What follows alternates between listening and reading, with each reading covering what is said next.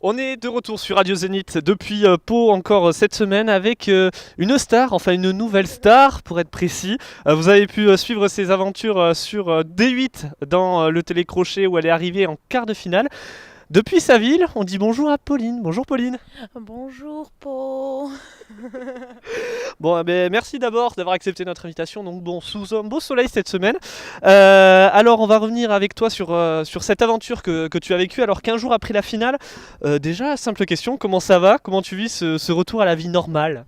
Là, je vais mieux. Parce que c'est vrai qu'il y a 2 semaines, le début de semaine a été un petit peu compliqué, hein, revenir comme ça au lycée d'un coup, c'est pas facile. Mais là, ça va mieux. J'ai repris mon petit train-train quotidien, les cours, etc. Donc c'est bon. Alors justement, cette aventure que tu as vécue pendant près d'un mois et demi, je crois, cette aventure, comment tu l'as vécue? Comment ça s'est passé dans ta tête? Comment tout ça s'est organisé? En fait, on était un peu dans une bulle, on était même complètement dans une bulle, complètement enfermés. C'est pour ça j'envoyais de temps en temps quelques messages à ma famille, etc. J'appelais mes parents, je skypais avec mes amis, mais c'est vrai qu'on était vraiment dans la bulle Nouvelle Star.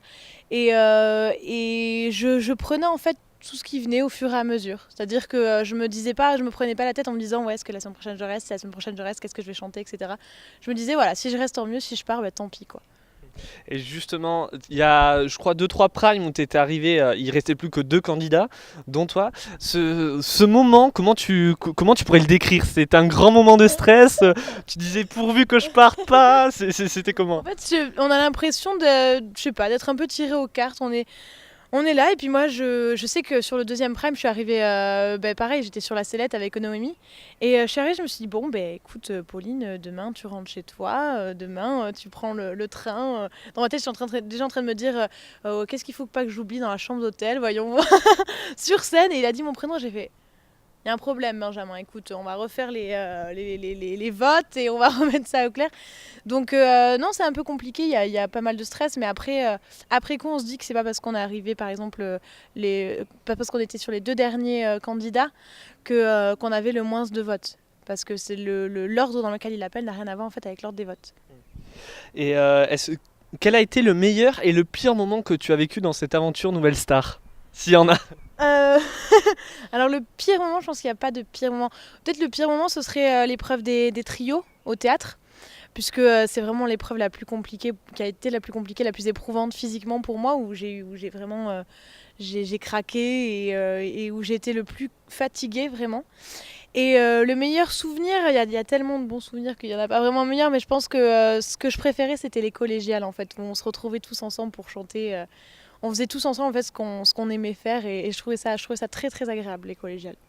Et c'était quoi l'ambiance entre les différents candidats, les jurés et les techniciens et Benjamin Castaldi? C'était comment tout ça? Il faut savoir qu'il y a une très très bonne ambiance parce que toute l'équipe est vraiment adorable, super sympa. Alors entre les candidats, évidemment, on était tous très proches et il y avait vraiment tous beaucoup d'affinités entre nous. On est vraiment une famille, il faut savoir ça. Je veux dire, encore maintenant, on se parle, on s'envoie des messages, on se dit bon, on se voit quand et tout.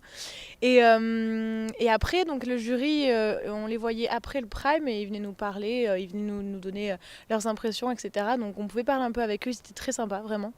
Et après, toute l'équipe était adorable, quoi. Ils étaient tous super sympas avec nous. Donc voilà, on se sentait vraiment bien. Et ton avenir, tu le vois comment? Est-ce que tu as prévu de continuer dans la chanson en sortant un album, en faisant des concerts ou pas du tout là-dedans? Pour l'instant, mon avenir, je le vois plutôt en train de travailler mes 2 mois de cours pour avoir mon bac. Et non, je pense qu'une fois que j'aurai mon bac, je vais essayer de monter sur Paris.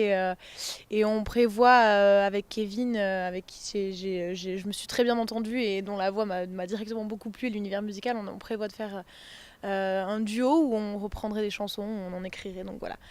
Je vais rester quand même dans la musique puisque c'est quand même ma passion, donc c'est normal. Et je vais te demander quelque chose pour terminer cette interview. J'imagine qu'il y a une chanson qui t'a marqué sur cette aventure, donc je vais te laisser le micro. Et je vais. Je crois que t'as compris. Non, tu veux pas chanter? Bon, alors dans ce cas, Pas a cappella. T'aurais dû me dire d'amener Pas la a cappella. guitare, de gratter un peu, mais non. Bon, alors c'est laquelle la chanson qui t'a le plus La, marqué? la chanson qui m'a le plus marquée, je pense que c'est Quelques mots d'amour de Véronique Sanson. Pourquoi? Parce que c'est la chanson sur laquelle j'ai pris le plus de plaisir, en fait, tout simplement à la faire. Et je me suis éclatée et j'ai ressenti beaucoup de choses en fait sur le moment et elle m'a touchée cette chanson. Donc voilà. Merci Pauline. Merci à toi Franck.